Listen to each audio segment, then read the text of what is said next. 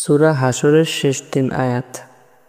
আউযু বিল্লাহিস সামিউল আলিম মিনাশ শাইতানির রাজীম। আউযু বিল্লাহিস সামিউল আলিম মিনাশ শাইতানির রাজীম। আউযু বিল্লাহিস সামিউল আলিম মিনাশ শাইতানির রাজীম।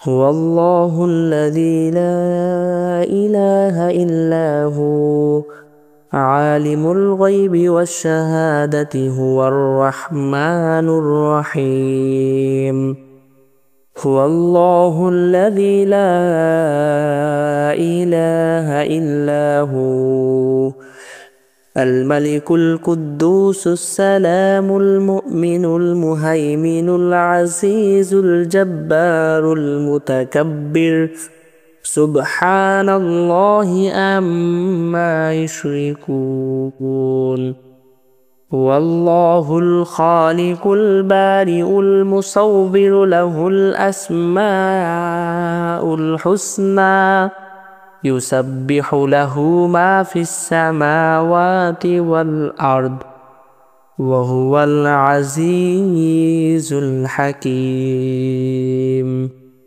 উক্ত আয়াত সমূহের ফজিলত।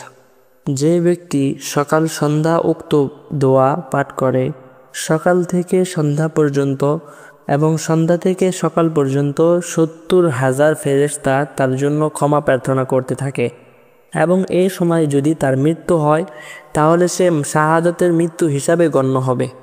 সুবহানাল্লাহ। উক্ত আয়াতের আরও অনেক ফজিলত রয়েছে। আল্লাহ তাআলা আমাদের সবাইকে উক্ত আয়াত দ্বারা ফজিলত অর্জন করার তৌফিক দান করুন। আমিন।